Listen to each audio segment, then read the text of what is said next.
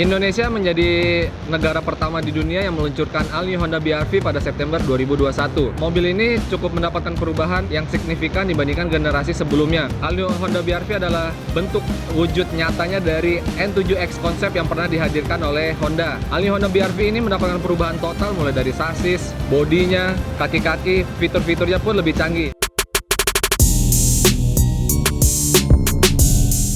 Seperti yang Anda lihat, Honda di sini berusaha untuk memberikan mobilnya ini terlihat kesannya mewah gitu ya. Bahan plastiknya memang masih dipertahankan nih, yang agak cukup keras, tapi di sini dia tidak memainkan jahitan-jahitan palsu seperti kompetitor pemirsa. Dibalut dengan bahan semi kulit nih di bagian dashboard tengah, diberikan jahitan sungguhan beneran, begitu juga di door trim.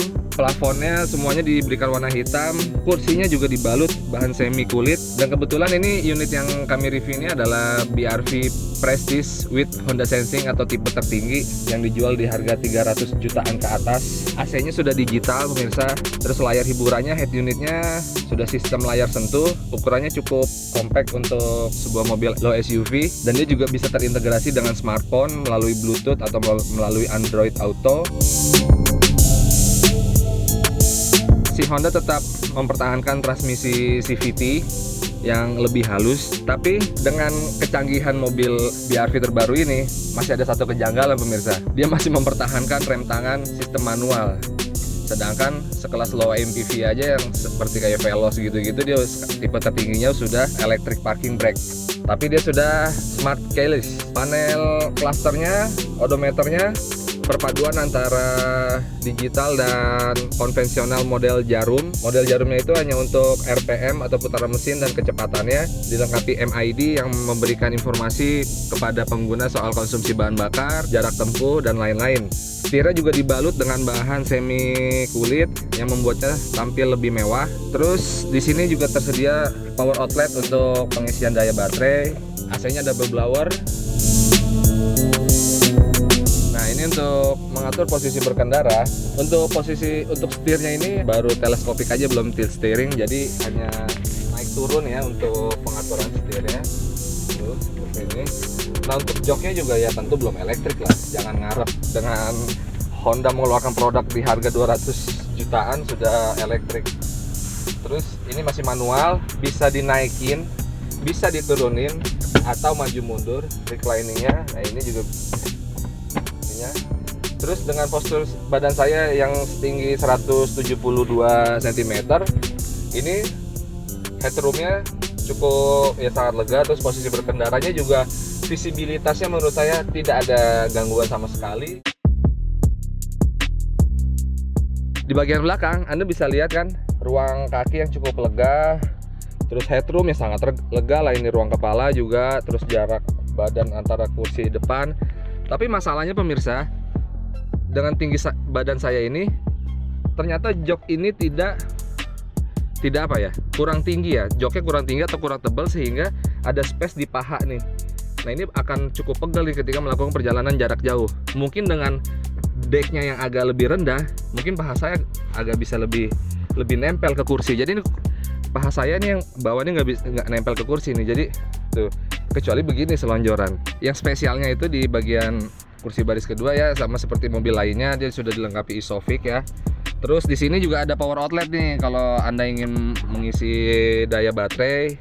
Nah, di sini dia salah satu keunggulannya di kelasnya itu dia memiliki armrest nih, dia bisa dilipat gini. Nah, tapi ketika dibuka armrestnya belum ada cup holder, dia cuma sekedar buat sandaran tangan aja nih. Ternyata jok baris kedua ini bisa di maju mundur nih, tuh. Saya ngeliat agak aneh aja ya untuk bagasi belakangnya. Dia diberikan space, saya juga nggak tahu fungsinya untuk apa. Tapi yang jelas ketika bangku baris ketiga dilipat untuk mendapatkan ruang yang datar, jadi papan ini membantu agar ruang bagasi belakang itu datar. Ketika papan ini dilepas, tentu jadi nggak datar kan ruang bagasi belakangnya. Di dalam ini tuh terdapat toolkit yang biasa diberikan pabrikan ketika kondisi mobil mengalami kendala di tengah jalan. Oke, memang secara dimensi All New Honda BR-V ini lebih besar atau lebih panjang dibandingkan mobil sekelasnya seperti Toyota Rush atau Daihatsu Terios. Jadi tidak heran kalau kapasitas bagasi belakangnya itu lebih lega pemirsa. Oh ya, yang unik lagi nih, lampunya pemirsa. Ternyata saya pikir ini hanya sekedar reflektor dan lampu pengeremannya yang kecil membentuk L terbalik ini. Ternyata enggak pemirsa, ternyata lampu reflektor ini akan menyala ketika malam hari, di mana lampu utama posisinya dinyalakan. Cukup terlihat menarik seperti Honda CR-V yang baru.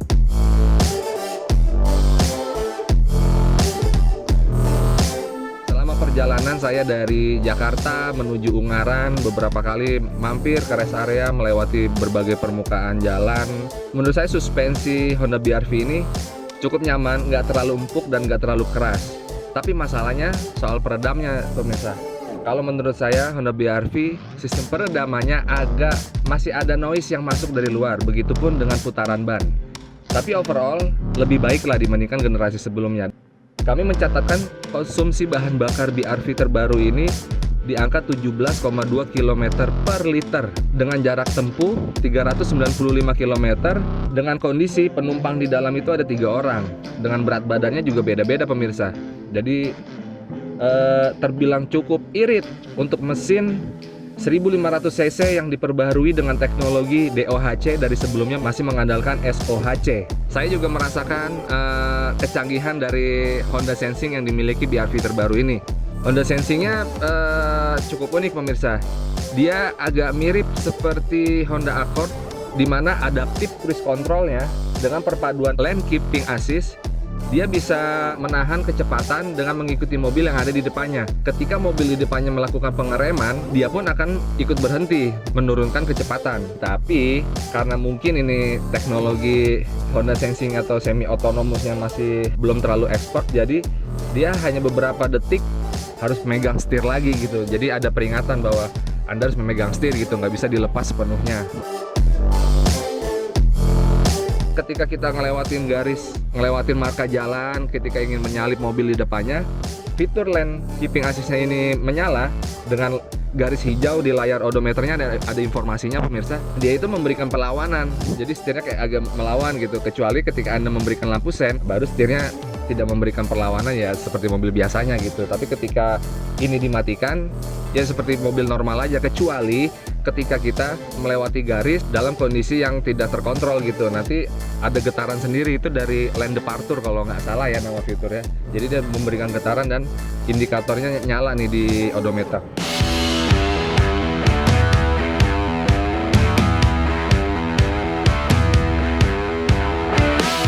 Sekian review saya soal All New Honda BR-V.